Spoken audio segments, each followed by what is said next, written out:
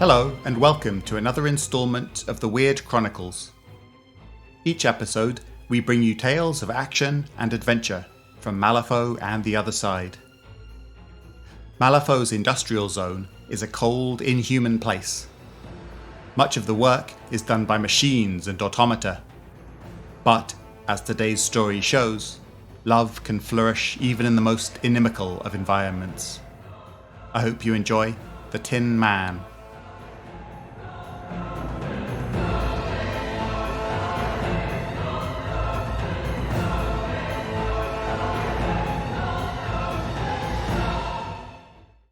The Tin Man by Graham Stevenson.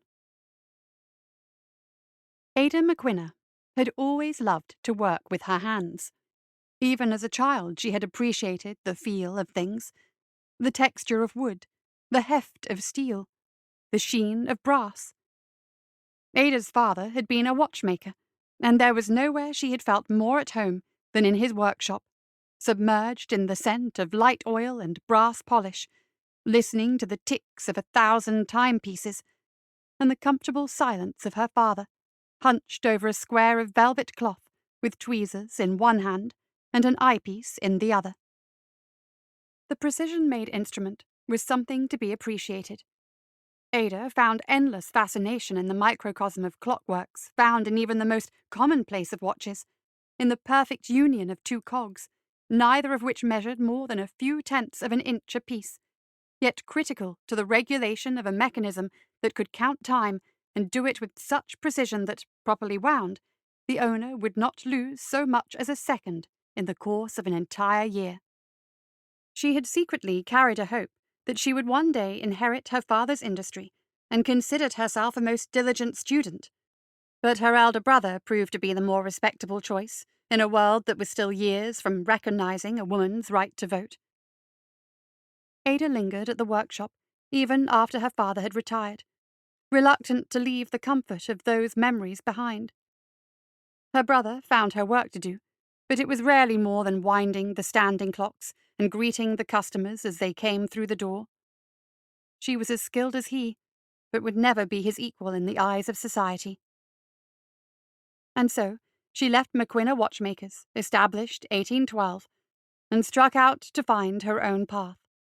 There were precious few jobs for a woman anywhere that did not involve either a broom or wash basin, and in her quest to find something worthy of her skills, she travelled all the way to Malifaux.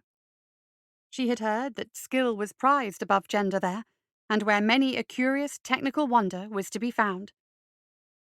Before very long, she had come to the austere Bartholomew and Dane Technical Plant Corporation, who provided a number of quite exemplary machines for tasks such as metalwork, logging, and the ever-expanding railroad.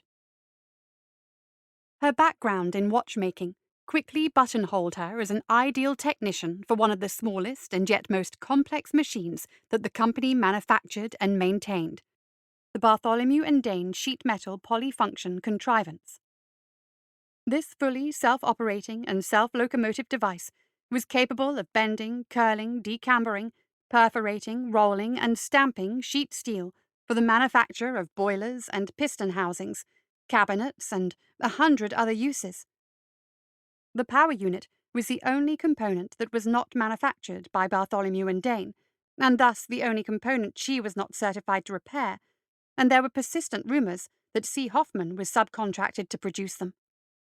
They supposedly contained soulstones, curious manifestations that she had never encountered before, but possessed of a very great and dynamic current that provided animation to a whole raft of innovations produced by the corporation.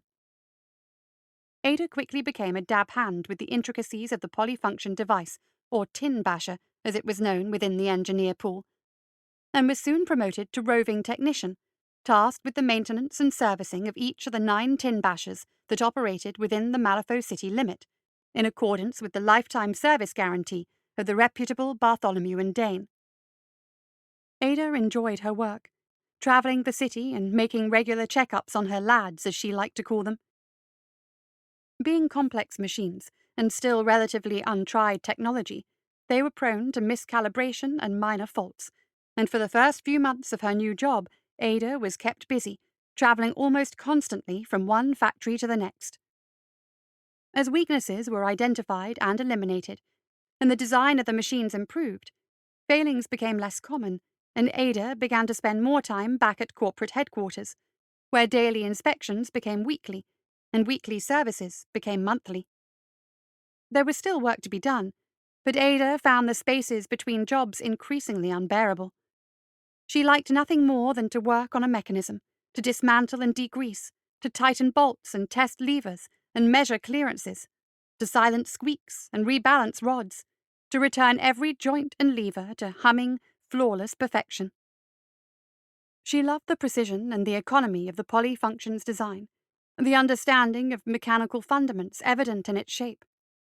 To the uneducated, it probably didn't look much more than a clanking mechanical figure carrying sheets of metal that were wrangled into complex shapes with a multitude of arms, but to Ada, it was a marvel.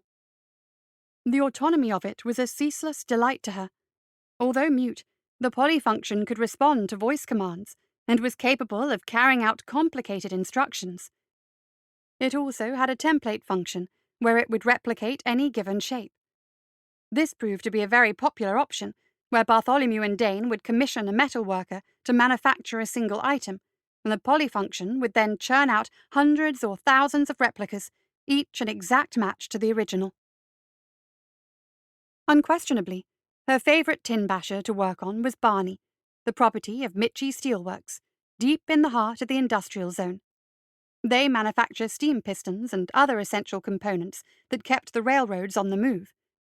Working in direct competition with the Steamfitters' Union meant that the small company had to fight hard to scrape out a small niche in the market, and so they ran Barney 24 hours a day. Barney needed maintenance twice as often as any of the other tin bashers. Calibration was a constant worry when high-pressure containers were being built, and Mitchie Steelworks could not afford a reputation-damaging explosion when they undercut the steamfitters' prices at such a narrow margin. Ada visited Barney on Mondays and Thursdays, when the workshop manager allowed an hour or so for his major joints to be cleaned and oiled, and for the resetting of anything that may have started to work itself loose. The constant toil took its toll on the machine, and Barney was more dented and oil-smeared than all the other tin bashers put together. Ada could almost sense the palpable relief in the machine when she arrived with her toolbox and oil can. It would regard her with those soft glowing orange lenses it used for measuring the steel, mildly lifting an appendage or rotating its thorax joint, as instructed while she checked for stress fractures and hydraulic leaks. She often found herself talking to Barney, chattering about everything and nothing, as much for her own amusement as the machine's peace of mind. And then one of the Mitchie workshop boys appeared breathless at Bartholomew and Dane headquarters, panting that Barney was making the most awful grinding noise and that she'd better come quick. When Ada got to the workshop, Barney was standing with a half-finished steel piston held in two of his rolling limbs, but the lifting arm on his left-hand side was hanging crooked and was making a loud scraping sound. She immediately feared the worst, that a bolt had sheared, or there was a fracture in the chassis. When she got close enough for a good look, to her surprise she found that someone had removed the main load-bearing screw in his left shoulder to loosen the socket joint. The screw itself was sitting on the counter a short distance away, as though placed there carefully not to lose it. "Can you fix it?" asked the workshop manager anxiously. Although there were many other steel workers employed by the Mitchie Steelworks, Barney's ferocious production speed was key to keeping the company afloat. "I should think so," Ada said, debating on whether or not to tell the manager about this petty sabotage. She had encountered less sophisticated incarnations of the same at some of the other factories that had purchased polyfunctions. The tradesmen obviously viewed this incumbent technology as a threat to their job security, and sometimes took it into their own hands to secure their future. "Just an alignment problem. Nothing serious." The workshop manager looked greatly relieved and bustled off, leaving her to surreptitiously replace the screw and make a show of checking the arm's rotational axes. Barney complied docilely, rotating the repaired arm and watching her with his amber eyes. There you go, Barney, she said. Good as new. She did a quick once-over, but everything else seemed in perfect working order, so she reported the fault repaired to the workshop manager and headed back to headquarters, wondering whether she should report the sabotage to her own boss. In the end, she decided against it. Customer staffing disputes were not a matter that Bartholomew and Dane could be expected to resolve. So long as she kept the tin bashers working, the rest was someone else's responsibility. Early February rolled on. There was no more snow, but the wind was still biting cold, and Ada longed for the warm summer months when she could work without needing to blow on her hands every few minutes. Another Mitchie boy arrived at Bartholomew and Dane a few days later, saying that the workshop manager had asked for her personally. Barney had broken down again.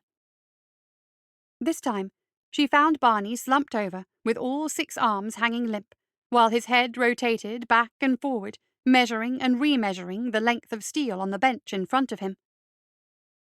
While the manager floated around her nervously, she opened his abdominal hatch and squirmed underneath to check the damage.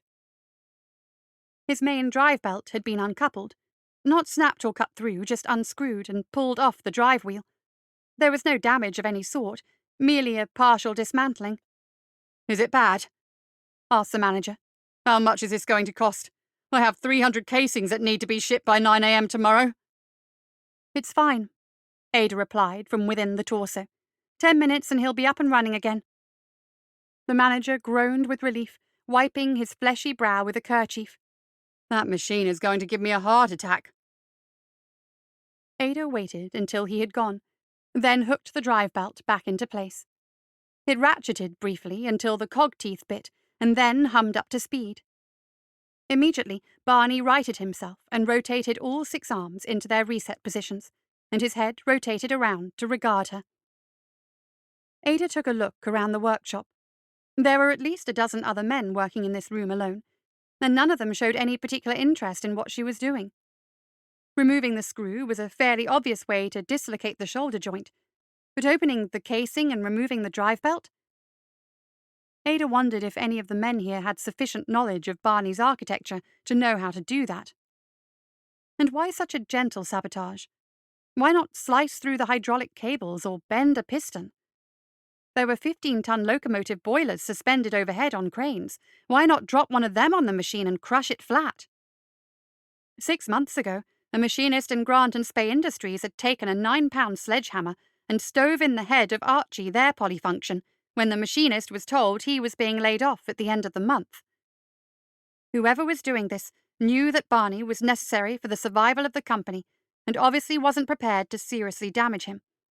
Instead, they were doing just enough to put him out of commission for a while, enough to have a technician called out. Or more specifically, have her called out. She took another look around the workshop. There were a few nods of recognition, but nothing more. Ada would not have called herself beautiful, but she was conscious that she possessed a modest, handsome quality. Perhaps her ears were more prominent than she'd have liked, and sometimes she looked down at her large, long-fingered hands with oil under her fingernails and wondered what being petite would feel like. But her skin was smooth and sprinkled with freckles, and she'd been told more than once that she had a pretty smile. Was it possible that someone in the workshop had taken rather a shine to her? Perhaps sabotaging Barney was just an excuse to keep her coming back here. She snorted, dismissing the idea. If that was the case, they'd had ample time to speak to her, and she was already contracted to come twice a week. This thought didn't occur to her again until the Friday of that week, when she was called back once again to Mitchie Steelworks to find that one of Barney's manipulator claws had fallen off. She checked the wrist attachment and found no shearing or buckling. The 4 fixing bolts were simply missing. As it turned out, they were neatly stacked on the bench beside the machine. Trying not to smile, Ada began to root around under the bench. There were a lot of offcuts and other industrial detritus down there, but eventually she found the claw mostly buried in shrapnel, right in the corner where it had fallen. When she pulled it out, the claw was gripping something. A flower. A delicate steel flower had been cut out of 1/10 inch tin, complete with a twisted stem and 5 tiny spot-welded petals, each the size of her pinky fingernail. It was the sort of thing that a craftsman might fashion in his lunch break to take home to his beloved wife or daughter. Ada realized that she was blushing. She had to be the recipient. The person that was sabotaging Barney was the same person that intended her to have this gift. She stole another glance around, but no one was looking her way. Whoever had done this was keeping quiet about it. "Looks like I've got a secret admirer, Barney," she whispered to him as she reattached the manipulator claw. "Boy, I wish you could talk, so you could tell me which one of these jokers is pulling my leg." Barney just watched her with his orange eyes, and when his claw was securely in place, he went back to work. If Ada hadn't mentioned the curious nature of Barney's developing faults, she certainly wasn't going to say anything about the flower. She just reported a loose coupling to the worried-looking man. "This machine of yours seems to be breaking down a lot," he complained. "I am, of course, grateful for the company's diligent attention, but surely it isn't normal to have so many faults in the space of a week." "You are working him 24 hours a day, sir," she responded, "and none of these faults have been serious." "Not for Bartholomew and Dane, certainly," said the workshop manager, somewhat airily, and stalked off. It was Monday morning, first thing, when 2 workshop urchins appeared at headquarters again, their faces as red as cherries. They had clearly run the whole way under impetus of the workshop manager. "That infernal machine of yours is broken again," he ranted as soon as Ada arrived a half-hour later. "And look at the time. I'm 50 cases short and the delivery is already an hour overdue. The reputation of Mitchie Steelworks is on the brink of destruction." Ada felt this was rather melodramatic, but she presented an appearance of outward concern, while inside her heart was bumping. Had her mysterious admirer performed another secret sabotage on Barney to have her back again so soon? Was he watching her right now? Trying to look calm and collected, she went to inspect the polyfunction. Barney was partially frozen, evidently in the act of shaping one of the desperately needed cases that were now needed to fulfill the order. Every few seconds he would rotate away from his workbench to deposit the case, pause halfway with an odd, strained whirring sound, then turn back to try again. As far as she could tell, he'd been doing that all weekend. "Pack these up! Pack these all up!" the workshop manager was shouting. "We'll take across everything we have, and the rest will just have to be delivered when they're ready." At this, he turned savagely on Ada. "Fix this thing, and if we receive a late delivery penalty on this contract, I'll be expecting your company to pay for it." He rushed away, still shouting orders. Ada watched him go with a shake of her head. Foolish man. "Well, let's have a look at you, Barney," she said, gently taking the half-formed case from his arms and setting it down. He stopped trying to rotate his abdomen and waited with an almost expectant air as she began to open his chest plate. "You got something in there jamming your gears, I think." She swung the hatch door open and immediately saw the problem. A wad of oily cloth had been shoved into a cavity in the upper right-hand side of Barney's chest, and a corner of the cloth had become snagged in Barney's central axis cog, which allowed him to rotate his upper body free of the lower. "What is this?" she wondered aloud. The wad of cloth turned out to be wrapping something heavy, but it took several hard yanks to rip it free because it had become tightly snared in Barney's inner workings. She unwrapped the cloth and found a chunk of steel about the size of a baseball that had been milled into the shape of a love heart. The steel had been polished with wire wool until it shone brilliantly, and in a scrolling, precise script had been engraved with, "You've stolen my heart." Ada almost laughed, and looked around at the workers nearby with an expectant grin. Someone had to be winding her up with this. It was corny, but also kind of cute.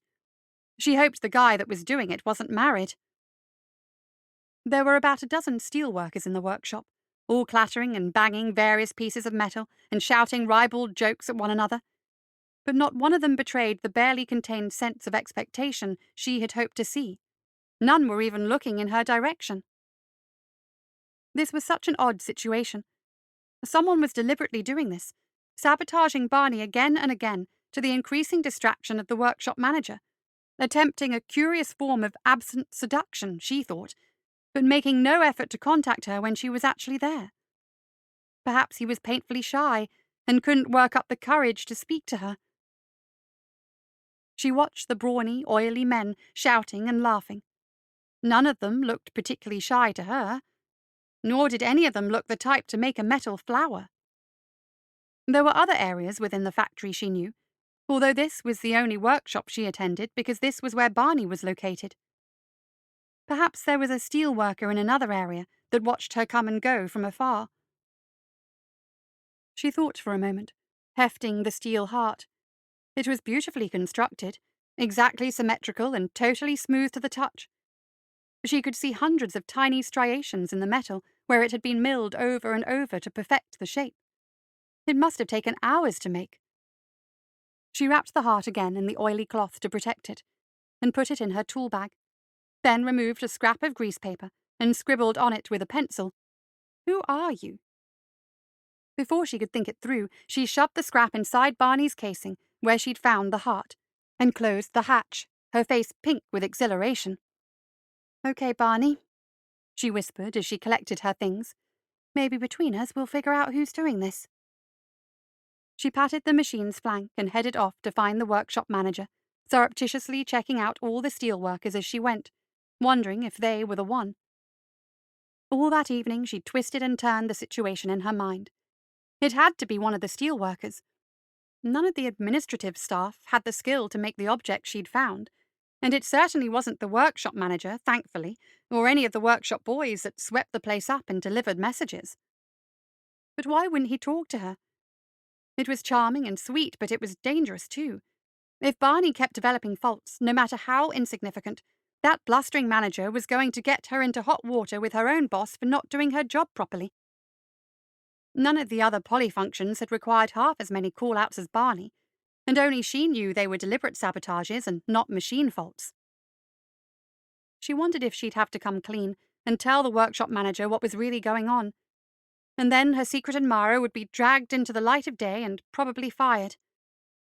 She sighed miserably. There had to be another solution. If only she could find it.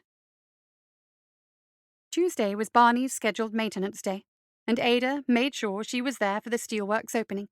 She wanted to get to Barney before anyone could see if he'd developed another fault. However, she found him working away, rolling steel into pipes and stacking them in a rusty metal crate, evidently in perfect working order.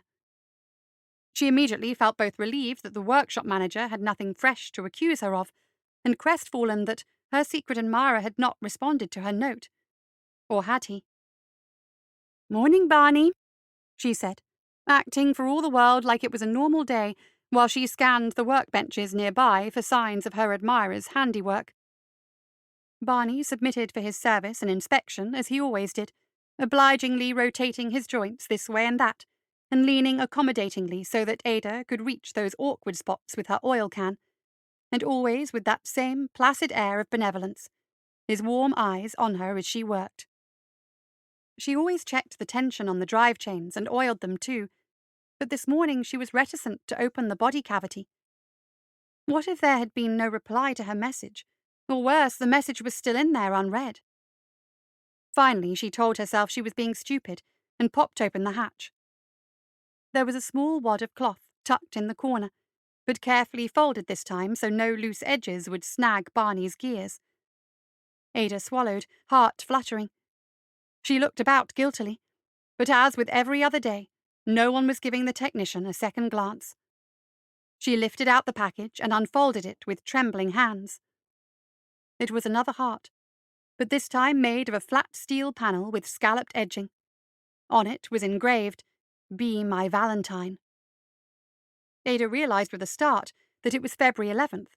Valentine's Day was in 3 days. "Oh, Barney," she whispered, holding the heart and staring down at it. "What should I do? I don't even know who's leaving these things." Barney said nothing, but his orange eyes seemed to be saying what she was thinking. What have you got to lose? With her pulse roaring in her ears, Ada took another scrap of paper, hovered indecisively over it for an eternity, then scrawled, "Okay." She stuffed the paper into Barney's chest cavity and slammed it shut with rather more force than she'd intended, then rattled about with artificial industry, stuffing away her tools while she wondered what she'd gotten herself into. The rest of Tuesday slowed to an agonizing crawl, and Wednesday simply refused to budge at all.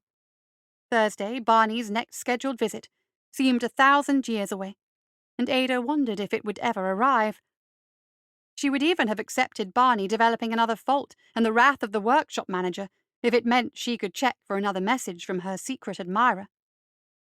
Her head was full of nonsense about who it might be, what he might look like, and what he might say when they finally met. She wondered if she would recognize him immediately, or if it would be someone who had admired her from the shadows. It was all so romantic and strange. Things like this didn't happen to girls like her. And finally, eventually, Thursday morning arrived, and Ada fought with all her strength to resist showing up at the steelworks at dawn. She forced herself to stroll in at 10 o'clock, as though it was just any other day, and her hopes weren't hanging by a thread. The workshop manager was once again in an uproar, but for once Barney had nothing to do with it. "Well, how should I know where it's gone?" he was howling, his fat face puce. "If you signed for 60 sheets of 1/8 steel, then I'd expect you to have 60 sheets of 1/8 steel. Why are you asking me why you are now 10 sheets short, eh? Is that my problem?"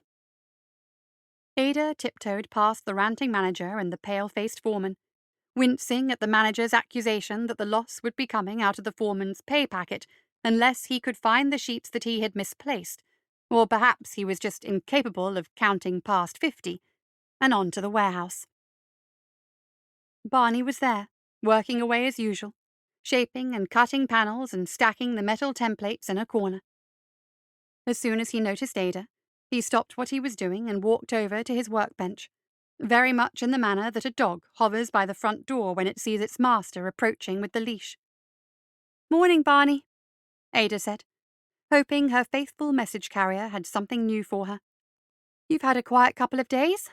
I expect you're pleased that our mutual friend has stopped unscrewing bits of you to get my attention." Barney watched her with his orange eyes, betraying nothing. "Fine," she giggled. "Keep your secrets. If you don't want to tell me who it is, I'll just have to find out for myself." She had waited an impossibly long 2 days to get a reply, and made no pretense of going through her normal servicing ritual. She couldn't have waited another second if her life depended on it. Barney seemed to sense her urgency and stood quietly, arms at his side, while she opened the chest hatch, chewing her lip. And there it was, a little wad of oily cloth stuffed right at the back of the casing. She drew it out reverentially, surprised at how important this had become to her.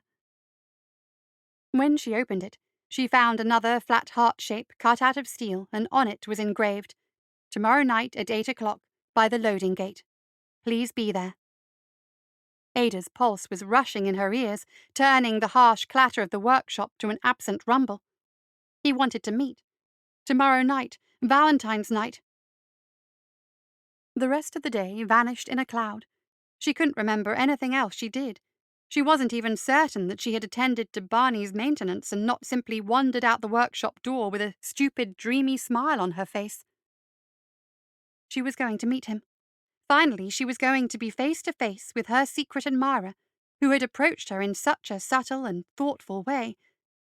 She didn't really care if he turned out to be handsome or not, although of course if he was good-looking, that could only be considered a bonus, but felt certain that he was a good man. She pondered all of Friday on what she was going to wear, agonizing over 2 different dresses, of which she did not own many. She scrubbed and scrubbed and scrubbed at her nails, but the oil marks were too deeply ingrained, and so she eventually resolved to wear a pair of soft moleskin gloves she had purchased in the autumn for winter social events, and had yet to wear. Her brown hair was often rebellious, and that day was no exception, but she managed to fight it to a draw whereupon it relented into being windswept and interesting, as opposed to recently survived an explosion. At length she was ready, and hurried through the dark and frosty streets of Malifaux's industrial sector, almost completely deserted now that the furnaces were cooling and the workmen had all gone home. The gaslit shape of Mitchie's steelworks hove into view, and as Ada approached, her eyes scanned eagerly for sign of a presence standing by the loading gate. And sure enough, a man was standing by the door in a long coat and top hat, holding what might have been a bunch of silver flowers. Ada's breathing quickened, as did her pace. At the sound of her feet, the man turned and straightened when he saw her. Goodness, she thought excitedly, he's tall. She stopped a short distance away, a huge, nervous grin on her face. Good evening, she said, trying to take everything in at once. The man was tall and broad at the shoulders, although the brim of his top hat threw his face into shadow from the gaslight overhead. She did not recognize him. Are you my Valentine? The man reached up with a gloved hand and touched his hat in response, and handed Ada the bouquet. It was surprisingly heavy, and it took Ada a moment in the poor light to realize that the roses were metal, each one painstakingly crafted by hand to make a bouquet of 12 perfect flowers. They are so beautiful, she said. You have such skill. I've always admired the ability to make something from nothing. My father was a watchmaker, you see, so I suppose it's in my blood. She realized she was gabbling, but it was partly nervousness and partly to fill the silence. Her Valentine was awfully quiet. May I know your name? She asked, hoping to coax a few words from her bashful admirer. Instead, her Valentine removed his top hat with a flourish, letting the illumination from overhead flood his face. He was handsome, she registered immediately, with a strong, straight nose and well-shaped cheekbones and jaw. His lips were raised with the hint of a smile, and there was a thick crop of wavy hair covering his head. And it was steel. It was all steel. His face, his hair, everything. Her Valentine was made out of metal. Two soft amber eyes watched her from behind the mask.